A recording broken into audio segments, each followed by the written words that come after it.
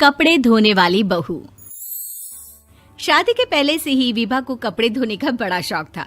कभी नल के नीचे तो कभी तालाब के पास। अरे मेरी नीली वाली लुंगी नहीं दिख रही है। विभा की अम्मा, कहाँ रखी है लुंगी? अरे वो तो विभा ने परसों ही धोकर रखी थी आपकी अलमारी में, देखो वहीं होगी। वो ना मैंने आज धो दी, मुझे लगा कि गंदी हो गई होगी।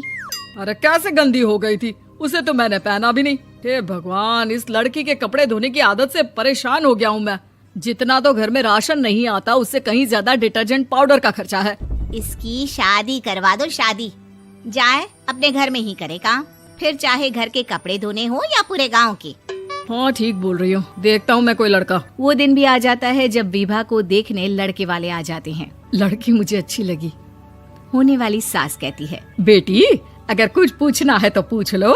वैसे तो हमारी लड़की बहुत ही शर्मीली है, जो बोल दो वो मान लेती है, इसे क्या पूछना होगा।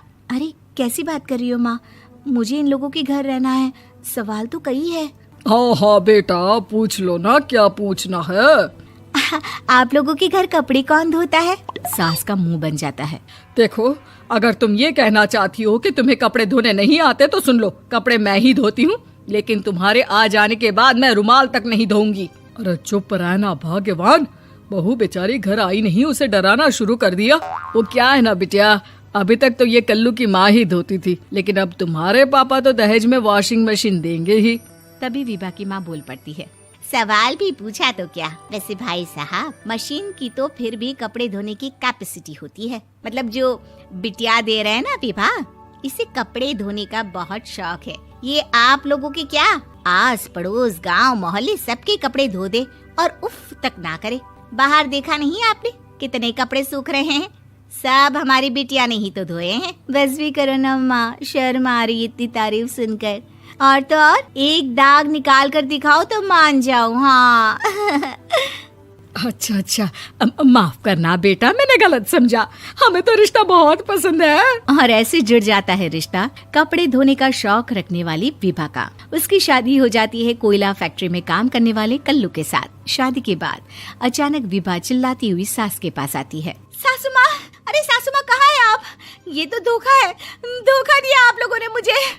इसे ससुर के चक्कर के बारे में पता चल गया। अरे तो उसमें तुझे क्यों धोखा मिला है? अरे नल में पानी नहीं आता, कपड़े कैसे कब धुलेंगे? अच्छा, तू पानी नहीं आ रहा उसकी बात कर रही है। तो आपने क्या सोचा? कुछ नहीं। अच्छा, तेरी माँ ने कहा था कि कपड़े धोने का शौक है तुझे, याद आया मुझे। शौक बोलकर कपड़े धोने वाले मेरे जुनून को कम ना आके सासू माँ, कपड़ा धोना मेरा गुरूर है। तभी पति भी वहाँ आ जाता है। अभी मैंने इसे सनी देओल की फिल्म दिखाई है, उसी के डायलॉग मार रही है माँ। अच्छा सुन, साफ साफ बता रही हूँ, पानी सुबह 4 से 6 और शाम को 10 से 12 आता है, समझी? विभा टाइमिंग सुनकर हैरान हो जाती है। ये क्या भूतों का मोहल्ला है? सुबह 4 बजे उठकर कौन कपड़े धोता है? 4 बजे टंकी में पानी जाता है, फिर सारा दिन धोना ना, किसने मना किया? अरे कैसी बात कर रही हैं? 200 लीटर की टंकी में कितने कपड़े धो लूंगी मैं? सुबह ही उठ जाऊंगी मैं। अब क्या था, विभा सुबह 4 से लेकर रात के 12 बजे तक कपड़े ही धोती रहती। एक रोज सास पड़ोस से निकलकर कहीं जा रही होती है कि साथ वाली कहती है, हाँ कल्लू की माँ, जरा ये बताओ कि 2 साड़ी है, 2 ब्लाउज और एक पेटीकोट और एक नाड़े वाला लंबा कच्छा। हाँ तो? अरे तो क्या, कितना लोगी धुलाई ये बताओ। धोबन दिख रहे हैं हम क्या? हमारे पति सरकारी नौकरी से अभी रिटायर हुए हैं और बेटा सुपरवाइजर है कोयला फैक्ट्री में। धोबन समझ रखा है हमें? हाय रे कल्लू की अम्मा, माफ कर दो, वो तो मोहल्ले में यही सब बता रहे थे कि तुमने बहू को कपड़ा धुलवाने के काम में लगा दिया है। सास को पड़ोसन की बात सुनकर गुस्सा आ जाता है। वो घर पहुंचती है जहां घर के बाहर ही इतने सारे कपड़े सूख रहे होते हैं जितने कि किसी धोबन के घर पर। अरे ओ कल्लू की दुल्हन, बाहर निकल। माँ जी यहीं आ जाओ, बाथरूम में चादर धो रहे हैं हम। अरे अभी हम धोते हैं, तुमको बाहर निकलो। ये आस पड़ोस वाले बोल रहे हैं कि हम बहू से कपड़े धुलवा कर उसे कपड़ा धोने वाली बना दिए हैं। अरे छोड़ो ना माँ जी, किन लोगों की बातों में आती हो? आस पास के लोगों का तो काम ही होता है कि वो किसी तरह सास बहू को लड़ा दे। बहू सारे घर के कपड़े धोती है, ये क्या कम है? बोलिए। सास को भी लग जाता है कि वो बहू का ये सनकीपन नहीं छुड़वा सकती, इससे अच्छा है कि खुद ही चुप हो जाए।